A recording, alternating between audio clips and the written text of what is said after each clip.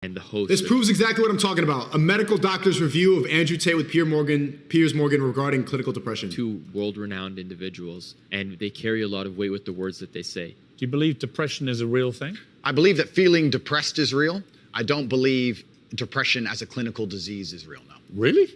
Correct. I understand the argument why Andrew Tate would be saying that clinical depression doesn't exist. Here, I think he's inaccurate, but I understand where he's getting at, because he's not saying that clinical depression is a pathological thing that is stuck to the human. It is a recognition of a state that a human is experiencing. I know that feeling depressed is real. I believe that the number one power you have against these things are trying to take control of your own mind and affecting your own life. I believe that it's not healthy to hand over all your power and believe that depression is an outside disease that you can't affect. Where I don't agree with you is that there's no such thing as clinical depression. There absolutely is. Well, it's a proven scientific medical reality. Is there such a thing as clinical? You can't listen to this garbage or else you're going to end up fat, fruity, blaming all your vaping. All your problems are going to be related to this. Just if you just believe that it's not real, your life will be better. Clinical depression, absolutely. So you don't accept there is such a thing as clinical depression. No, I don't. And that to me is a damaging view. And what the host was pointing to was that clinical depression is something that he was insinuating the guest is saying is not real. But that's not what he was insinuating. What he was insinuating was that depression is a thing that you experience, not a thing that you have. And there's a lot of validity to that. Okay, well, let me explain why.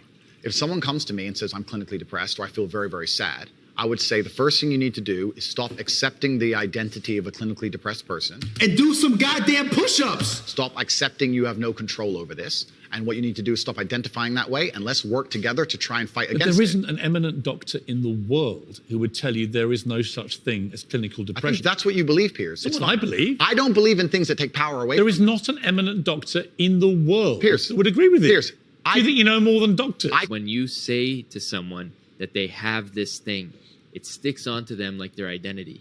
Yep. Just like that guy we saw in Omegle. Every single person that believes they're depressed, I noticed that, is always, no offense to the people, but out of shape, kind of fruity, vaping, putting a bunch of garbage into their body. This is the reason that your mental health is fucked up. You're not inherently, there's not something wrong with your brain at birth.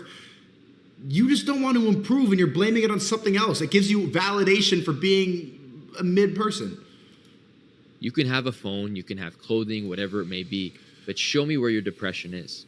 It's not there. You can't see it. It's because it is a part of the response that your body has, and it's a constellation of symptoms that makes clinical depression very real. But the way that he's inviting it has more availability for the individual to actually adapt through it and recognize that it's not a thing that they have to live with forever, and it makes them a lot more actionable in the consideration that if I were to do things, take ownership, accountability, take responsibility, and seek support, that I can navigate through to resolution of the depression. And that's what was missed by this host. And he said that there's no eminent doctor that would ever say that. Well, I'm here and I'm agreeing with Andrew Tate. A doctor? The thousands of people who have emailed me saying, my doctor told me I was clinically depressed and it's a disease that I have got in my brain and I can't be fixed. And I started listening to you and I realized that that's not the case and I can fix my own life and you're the only person who has ever helped me. Oh, Andrew. This is where healthcare providers have to be careful, where we put labels on patients. My girlfriend, for example, her best friend started going to therapy, and then she said, I'm depressed, I'm clinically depressed. She spent 1 day in therapy and immediately was prescribed with clinical depression. This is so that you come back every single week and now you're a patient. That shit is a pyramid scheme more than any course that you could buy online. They call the Creativity Kit a scam, a pyramid scheme. But then you spend 1 day in therapy and immediately they prescribe you with pills and say that there's something wrong with your brain. This person is not depressed. She's somebody who's going, I don't want to say stuff about her personal life, but she's not depressed. But that belief will start to validate your problems. Instead of trying to improve, instead of trying to get out of that mindset, whatever the fuck is making you sad, heartbreak, being fat, just fix it. Improve yourself, and that's the bigger fix. Sitting in therapy and wasting your time is literally wasting your time. Every person, pay attention to every single soy boy, not even soy boy, I don't want to throw insults, pay attention to every single person who's advocating for therapy and pills. They all look the same. Especially when it comes to mental health conditions that they're having.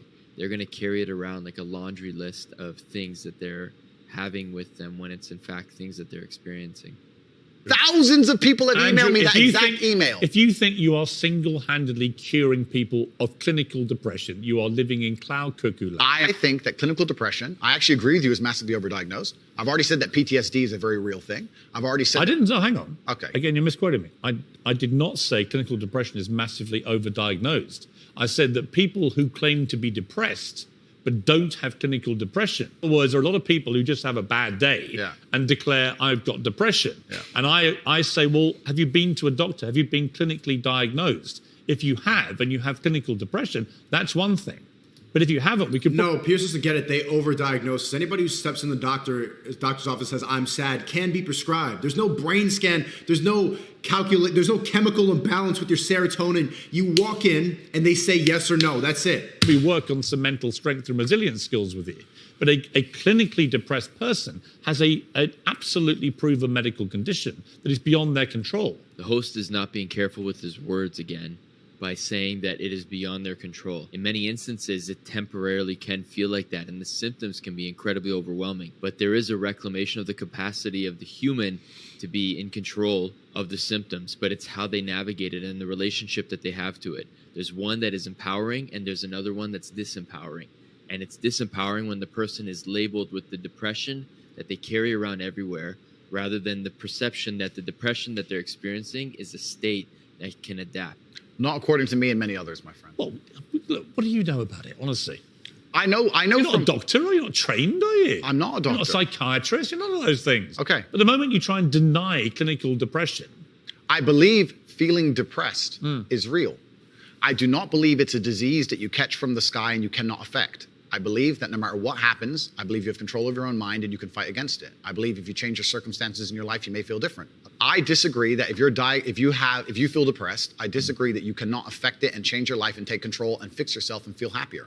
They go to a doctor and they get diagnosed and they get help. Then I would argue the point that if It's the complete opposite of what you just said. I would argue the point that if somebody has depression of any kind, whether it's clinical, whether it exists or not, whether they feel depressed or not, whatever, that taking control of their life, taking personal responsibility and working hard is always going to be the positive, best thing they can possibly do for their life going forward. How positive is it? So sitting here saying, I don't believe in clinical depression, you don't believe in depression. No, I don't. I believe that people can take control and fight against things. Right. I believe in personal sovereignty. Right.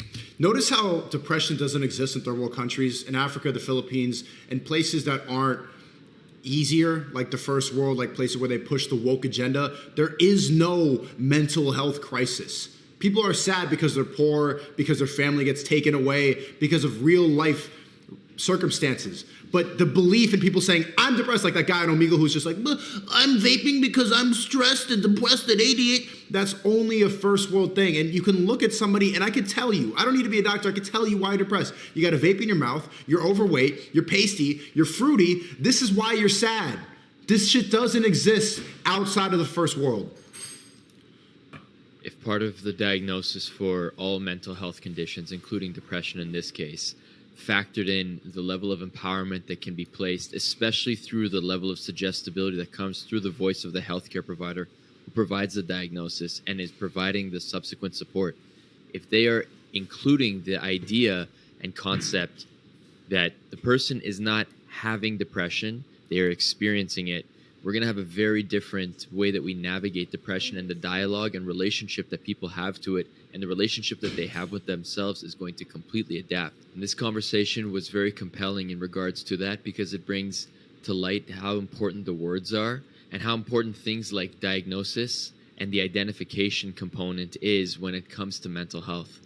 I feel like we can really empower individuals by reconsidering how we label particular conditions that they're experiencing, recognizing the difference and burden that we place inadvertently, though well-intended, when we say you have something.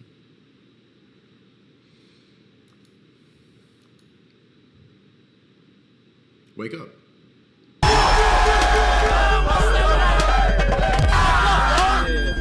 That's it. Your job?